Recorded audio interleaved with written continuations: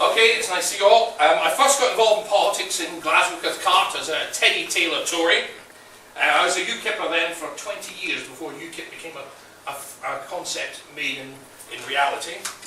I was also inspired to action watching both Labour and Conservative Secretaries of State for Scotland close good Scottish grammar schools like the High School Glasgow and Allen Glens, destroying the 18th century Scottish Enlightenment of Adam Smith and Hume, thereby destroying the aspirations of Scots lads and lasses of modest means.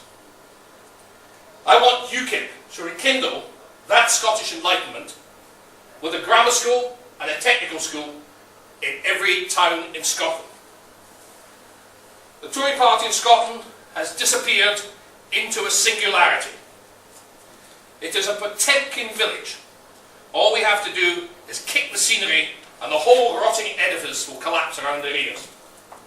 There is a void in Scotland on the right of the divide, and nature abhors a vacuum. Labour is no longer the party of the working man. It's the party of the town hall apparatchik. We need to chase disappointed lower middle class and working class Scottish voters up every close in Scotland.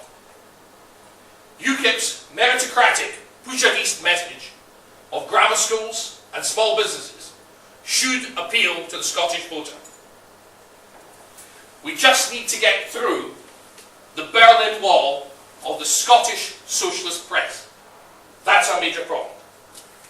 What do we need? Well, we saw it all in Nigel's appearance on Question Time in Scotland with George Galloway and Leslie Riddick. Nigel, as usual, was thoroughly brilliant.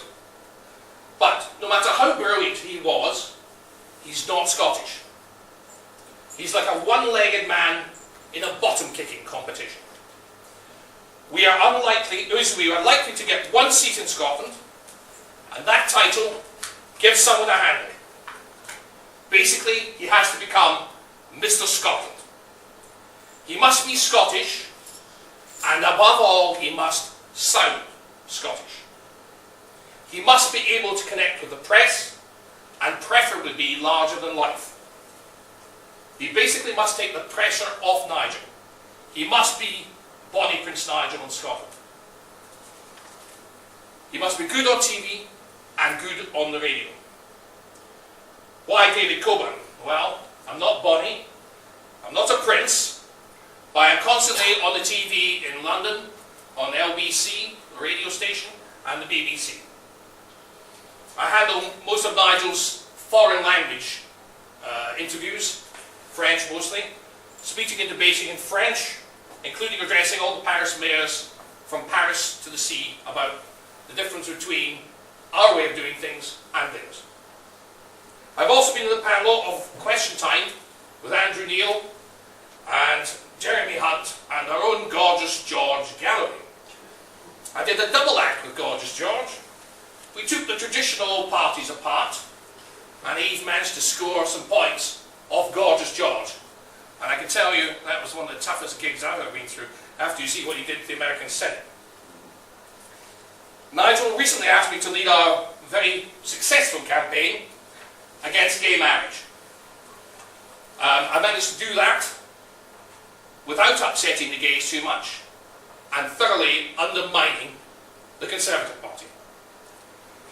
I managed to get in the Church Times and the Pink Paper on the same day. Duncan Barks and various others presenters on LBC said that I was not another suit, I was more like a real human being. At the moment, Paddy Power, the bookmakers, have me on 33-1, number 11, as successor to Boris as Mayor of London. I'm level pegging with Lord Alan Sugar, ahead of Ken Livingstone, Chucky O'Mara, David Miliband, Kit Malthouse, and gorgeous George Galloway. Now, ladies and gents of a sporting disposition, polls are often wrong, but bookies seldom are. So that's a fairly good indication of how things are going, because they have money running on the result. I'm the most prolific social media operator. I have 4,000 followers on UKIP, which is most after Nigel. I have a business in London, as many of you know, but I also employ people in Vietnam and North Africa. So Alex Salmon may not like that, but I believe that Scotland should be outlooking, we should not be insular, and we should be promoting the sort of things that Livingstone and Carnegie were doing. Okay, thank you very much, ladies and gentlemen.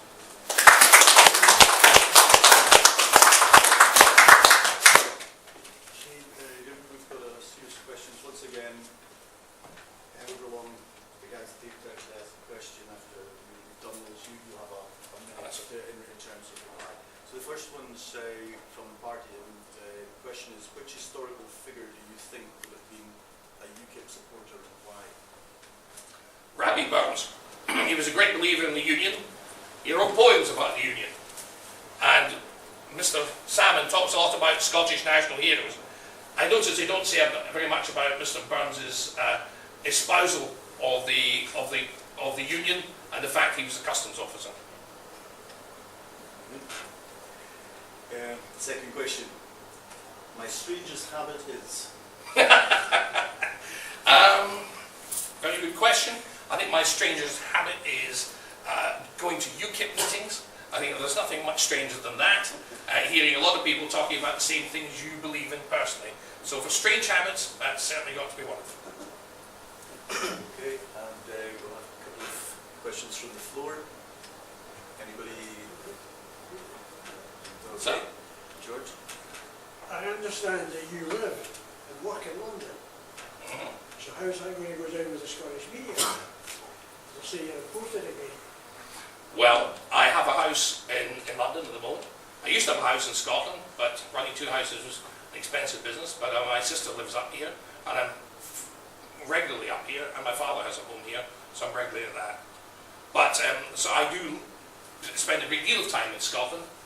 But then again, do you want a Scotsman who only lives in Scotland, knits tartan kilts, and doesn't look further than Hadrian's Wall?